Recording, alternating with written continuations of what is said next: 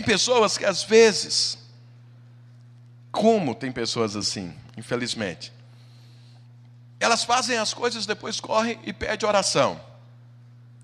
E depois pede orientação. Mas depois de ter feito. Não antes. Depois, como diz lá em Goiás, que a vaca vai para o brejo, aí procura ajuda. Mas a expressão vaca vai para o brejo é o seguinte: uma vaca depois que entra no brejo e fica ali, não tem jeito de salvá-la, você tem que sacrificá-la. Fala, não, pastor, arranca ela. Não, ela fica toda dura, os nervos não funcionam mais. Eu não sou médico, no veterinário, não entendo por que disso, mas não funciona. Uma vaca que atolou tem que ser sacrificada. Não tem o que fazer. E acontece muito na beira de rio. Vai tomar água, entra no brejo, afunda e fica lá, não consegue sair. E quando você vai tirar, não tem mais jeito. Está viva, mas não tem jeito. Então tem muitas pessoas que esperam as coisas, fazem as coisas, não esperam, fazem as coisas sem saber o que Deus pensa sobre aquilo. Sem pedir a Deus uma direção sobre aquilo. Elas imaginaram, com a sua lógica natural, que vai dar certo. E fazem. E aí depois não dá. Então são pessoas independentes de Deus. Independentes do corpo de Cristo. Fazem aquilo que dá na cabeça. E aí as coisas não funcionam. E tem perdas e mais perdas e mais perdas e mais perdas. Percas de toda ordem. Por quê? Independentes. Não estão debaixo da cobertura do Senhor. Não estão debaixo de uma orientação de Deus. Não estão debaixo da vontade de Deus. Porque vivem de forma independente. E aí você conversa e fala: pastor, mas me ajuda. Mas como? Sendo que você é tão independente. Dá uma oportunidade que Deus faça parte da sua vida. Você serve a Deus ou não sirvo? Mas por que você é tão independente assim? Toma decisões sem estar envolvido com o Senhor. Cristo não era assim. Se Cristo for formado na sua vida, jamais você vai ser independente. Abra sua Bíblia em Marcos. Marcos, capítulo 14. Marcos 14, 36. Aqui eu vou pegar o extremo da dependência de Jesus. Marcos 14, 36. E dizia: Abba, Pai, tudo te é possível, passa de mim esse cálice, contudo, não seja o que eu quero, e sim o que tu queres. Jesus está aqui no Getsemane. A vontade de Deus é que ele fosse para a cruz. E ele falando: Senhor, eu não estou alegre de ir para a cruz. E o Senhor pode fazer qualquer coisa. Se for possível, passa de mim esse cálice. Porém, não seja feito a minha vontade, mas a tua. E qual foi a vontade de Deus? De ele ir para a cruz. E o que ele fez? Foi. E olha que eu não estou falando simplesmente de algo que nem a cruz é. Porque tem pessoas que está disposto a ouvir as coisas de Deus, desde que não seja cruz. Mas tem outras que nem o que não é cruz ouvem. Então Jesus e Deus é um só. Eles andam em perfeita harmonia. E vamos ler mais um versículo. João, capítulo 5, verso 30. Olha o que Jesus fala: eu nada posso fazer de mim mesmo. Na forma porque ouço, julgo. O meu juízo é justo, porque não procuro a minha própria vontade, sim a daquele que me enviou. Então Jesus não era de forma alguma independente. Se você é independente, vive perdendo coisas porque é independente, se você quer resolver esse problema, não é oração, não é aconselhamento, é formar Cristo na sua vida. Porque Cristo não é independente. Ele depende daquilo que Deus diz, ele depende daquilo que Deus fala, daquilo que Deus pensa, daquilo que Deus deseja, daquilo que Deus ama. Essa é a direção de Cristo. Essa é a direção de quem tem Cristo formado na sua vida. Se você for um pouco mais para frente, no capítulo 8, verso 28, Jesus diz: disse-lhe, pois, Jesus: quando levantardes o Filho do Homem, então sabereis que eu sou, e que nada faço por mim mesmo, mas falo como o Pai me ensinou. Então Jesus era completamente um. E se nós formos um pouco mais para frente, no capítulo 17 de João,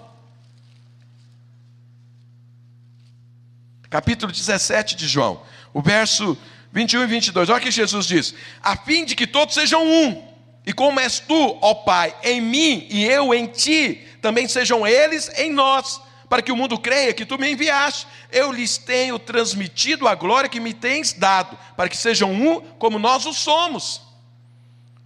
Se há independência na sua vida e essa independência tem produzido prejuízo, como resolver isso? Formar Cristo na sua vida, porque Cristo nunca foi e nunca é e nunca será independente de Deus. Ele está em perfeita harmonia, ouvindo, seguindo a vontade, o desejo, os princípios, os pensamentos de Deus. E é isso que eu preciso. Às vezes tem pessoas que perdem as coisas porque não sabem administrar o que têm. Quando recebe algo, esse algo que ele recebeu o torna soberbo. E ele se coloca numa posição acima dos outros. E porque ele faz isso, ele perde relacionamentos e perde o que tinha. Tem pessoas que crescem quando recebem dinheiro. Tem outros que crescem quando recebem posição. Tem outros que crescem quando têm saúde. Tem outros que quando estão liderando. Então, quando estão liderando, manipulam as pessoas e acham que é mais, representa mais do que os outros que ele lidera. Isso é porque não sabem administrar o poder que tem.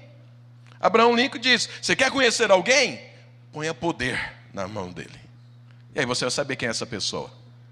Porque isso vai trazer à luz o que a pessoa é. Tem pessoas que sabem que são assim, sabem que estão perdendo, sabem que estão fazendo algo errado, mas falam: eu não consigo me controlar quando eu tenho algo na mão.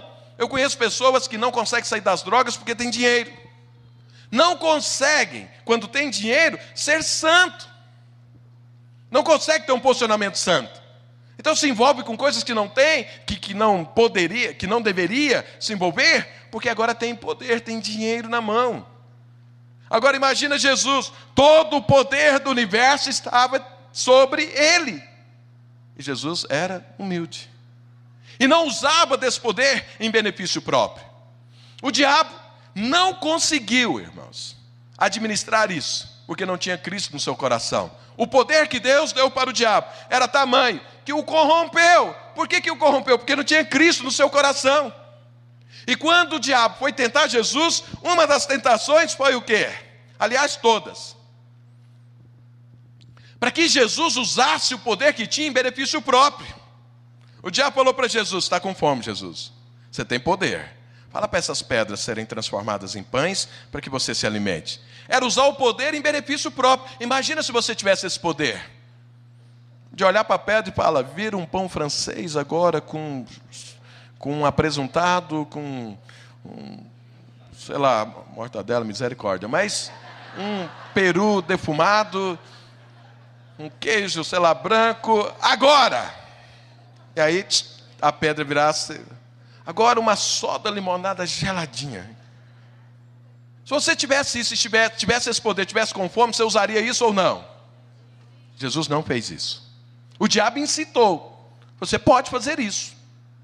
O diabo fez mais. Levou Jesus no alto do templo e falou: pula, porque os teus anjos vão te segurar. Ou seja, demonstre que você tem poder. Mostre para todo mundo quem você é. Jesus falou: não tentarás o Senhor teu Deus. Não preciso disso. Eu me lembro uma vez, já falei isso para os irmãos, fui numa UTI orar por uma pessoa. E eu estava lá na sala de espera e tinha uma outra pessoa que também foi orar pela mesma, que eu iria orar. Ela olhou para mim e falou: o que você veio fazer aqui? Eu falei: eu vim orar pelo fulano. Eu também. Eu falei: que bom. Nós dois oramos, né, duas pessoas concordando. Ela falou: mas quais são os seus dons espirituais? Eu falei: deixa eu pensar aqui. Não, porque os meus são 9 dons. Eu falei: não, então você ora primeiro, porque quem sabe nem precisa de eu orar. Eu vou aguardar aqui, você vai, ora, e depois 9 dons.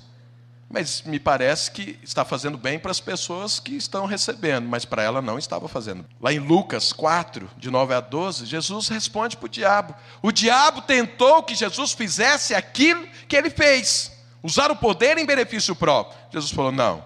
Sabe, se você não consegue administrar posições, não consegue administrar coisas que Deus te dá, tão logo você recebe algo que você já acha que é melhor do que outro, isso é problema. E como que você resolve isso? Resolve isso formando Cristo na sua vida.